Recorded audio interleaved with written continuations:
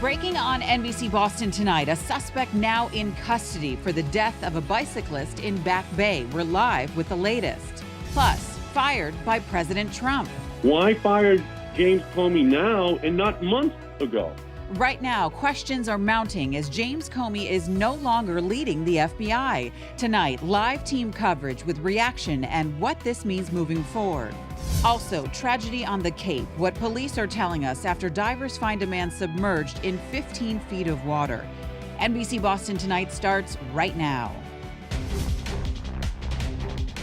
And good evening, everyone. Thanks for joining us. I'm Shannon Malaire. And I'm Phil Lipoff. Welcome to NBC Boston Tonight. The latest coming out of Washington for you in just a moment. But first, we need to get to that breaking news out of the Back Bay. Boston police now have a man in custody in connection to a bicyclist's death in a hit and run. NBC Boston's Chris Emma joins us live from BPD headquarters tonight. Chris, what are police telling you? Phil and Shannon, good evening. It took 8 days, but Boston police say they have finally made an arrest in that deadly hit-and-run accident that happened in Boston's Back Bay. Police say that 25-year-old Malone Kidane Merriam is now in custody and now charged with leaving the scene of an accident causing death. Police say that 30-year-old Rick Archer was riding a bike near the intersection of Comm Ave and Clarendon in Back Bay just after 3 o'clock in the morning 8 days ago when he was hit by a car, then died. Now, that car, police say, was driven by Kidane Merriam, who fled that scene. Commissioner Evans, in a statement, thanked his investigators and all the residents who called into the tip line during the investigation, actually. But an arrest made 8 days after the deadly hit-and-run accident in Back Bay. Again, 25-year-old Malone Kidane Merriam. He will face a judge on Wednesday morning. Reporting live from Boston headquarters, Chris Emma, NBC Boston. Chris, thank you. Still developing at this hour, political fallout after President Trump's decision to fire FBI Director James Comey. We are bringing you live team coverage. NBC Boston's Audrey Assistio will join us in just a moment with the message behind President Trump's decision, according to one political expert. But right now, let's bring in NBC Boston's Joy Lim Nakrin with more on who might be leading the FBI in the immediate future. Joy? Well, Phil and Shannon, you can see a live look at our nation's capital tonight, where a Justice Department official tells NBC News that Andrew McAbee, who's been the FBI's deputy director, is now the acting director. Now, Comey's firing comes just days after he testified on Capitol Hill about his agency's investigation into the Trump administration's possible ties with Russia and possible Russian interference in the 2016 election. It also comes 6 days after he said it made him, quote, mildly nauseous that his agency's probe into Hillary Clinton's email scandal may have impacted the election. Today, the FBI said during his testimony that Comey understated how many of Clinton's emails had been investigated. Secretary of State Sean Spicer saying the president acted on the recommendation of Attorney General Jeff Sessions. And tonight, I got reaction from Massachusetts Senator Ed Markey. Well, the person being investigated just fired the person conducting the investigation. That is, after President Trump himself called the investigation a taxpayer-funded charade and a hoax, he then fired Jim Comey. And if the reasons outlined by the Department of Justice are true, why fire James Comey now and not months ago?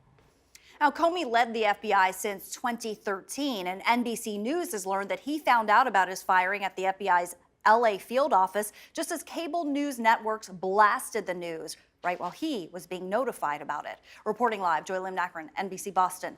All right, Joy, thank you. Behind me is the heat map. You can see everyone all across the country, voters, politicians, everyone speaking their mind, including Senator Elizabeth Warren tweeting out here. Does anyone seriously believe Donald Trump fired the top person investigating his ties to Russia because he was unfair to Hillary, followed by telling Congress to, quote, get their heads out of the sand so the president cannot pick who takes over Comey's position in the investigation into the president's ties to Russia?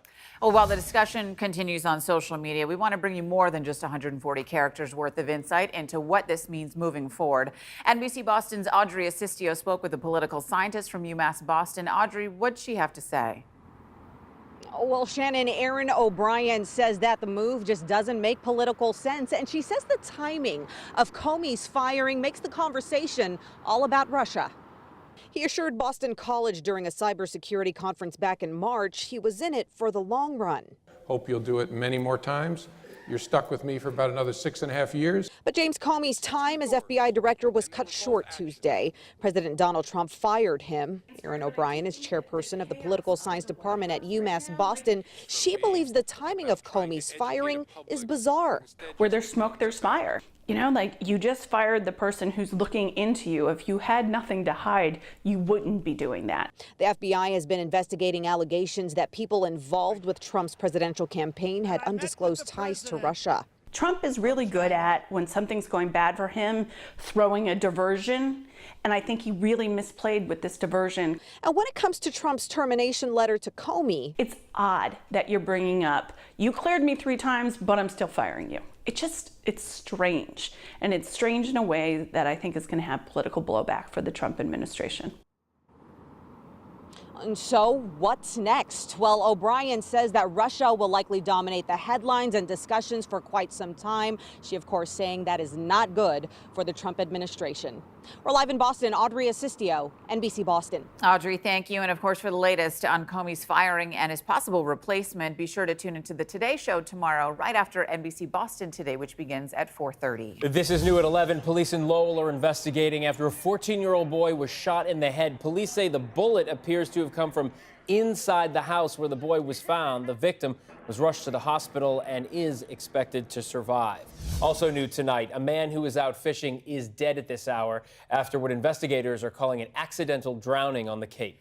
Dive crews pulled the man out of Great Pond in Eastham. NBC Boston's Susan Tran joins us now live from there with more. Susan?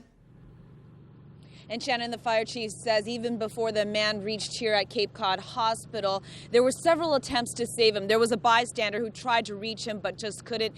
And by the time first responders got there, he was already underwater. And because that water was so murky, they had such a difficult time reaching him. Eastham Fire, along with the regional dive team, pull a man out of Great Pond earlier this evening. He'd been submerged for more than an hour, but the fire chief says because of the cold water, they were still hopeful they could revive him.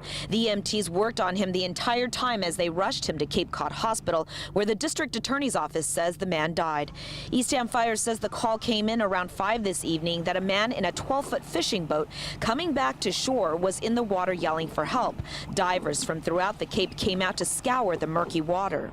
The Coast Guard chopper hovered overhead before rescuers finally pulled the man's body from 15 feet of water, where he was 120 feet from shore. Now, the fire chief says that the divers were able to retrieve that boat. It was nearly submerged. Just the nose of it was tipping and sticking out of the water. They say that that water was just so murky. And right now they're trying to figure out exactly how that boat took on water. Was it swamped? Was there a mechanical problem? Or did it just tip over and collect water? That's the very latest. Live tonight in Hyannis, Susan Tran, NBC Boston. Susan, thank you. More headlines in just a moment. But first, a quick look at your early morning weather forecast with meteorologist Pete Bouchard. Pete, what are you tracking for tomorrow? Well, I have some clouds that'll build into a shower perhaps in the afternoon. It's the same old story here. Our temperatures today, a huge disappointment. We should be 64 in Boston. We were 52, 51 in Worcester. Should be in the 60s there as well. Now in the 40s. We still have a lot of clouds, and these will scatter out with a lot of moonlight later tonight. Some breaks just after midnight, and then clearing as we get into the wee hours of the morning. A chilly start. Building clouds. A chance for a sprinkle tomorrow. We'll talk all about that and whether or not we break out of this pattern anytime soon. Shannon. Hoping so, Pete. Thank you. We'll see you then. Happening tomorrow, a prayer service will be held right before the Linway Auto Auction opens for business. Auction site also says there will be new safety measures in place. 3 people died in last week's crash when a driver lost control of a car up for auction.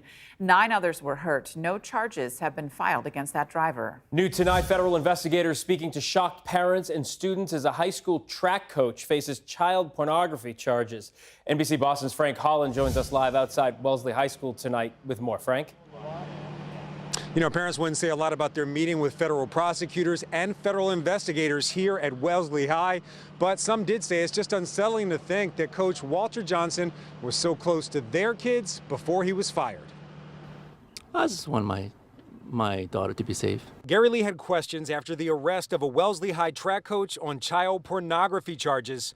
Tonight, he and dozens of other parents got some answers during a meeting with representatives from the U.S. Attorney's Office and Homeland Security. He's part of a bigger ring of distribution, sounds like. So he's kind of part of it and not the source of it. The 69-year-old was arrested by federal agents here at his Framingham home last month. Investigators say he admitted to using Craigslist to send and receive explicit images of children. Can we speak to Mr. Johnson, please? Johnson's now on house arrest. We tried to ask him about these accusations. A woman at his house asked us to leave. I'm just sad and disappointed. Wellesley High parents say it's disturbing to think that someone their kids trust would be involved with child pornography. I think any parent should be concerned. And the parents that we spoke with say that federal investigators tell them that Johnson is still a part of a bigger child porn ring, and that investigation into that larger porn ring is still ongoing. Live here in Wellesley, Frank Holland, NBC Boston. Frank, thank you. A civil case continues tonight against Aaron Hernandez, despite a judge's ruling that overturned his murder conviction. An old state law forced the court to drop his conviction for the murder of Odin Lloyd because Hernandez had appealed before he died. Lloyd's mother is still suing the Hernandez estate for damages, but experts say dropping that conviction could make that tough. Before they could rely upon the fact that he was convicted to establish that he was responsible for Odin Lloyd's death. Now they may have to actually prove more affirmatively that he actually committed the murder. Prosecutors plan on appealing to reinstate the conviction. Next on NBC Boston tonight, flag flap. One woman's letter to her community is doing the opposite of what she wanted. Plus, at second May Day, I was a little bit more anxious. I was a little bit more like, we need to get out of here right now, and I hope somebody hears this. no one did, so NBC Boston investigators started digging for answers. Tonight, we hear their story for the first time. And take a look at this video. A school bus engulfed in flames. The driver's quick response that saved dozens of young lives. NBC Boston Tonight is back in 60 seconds.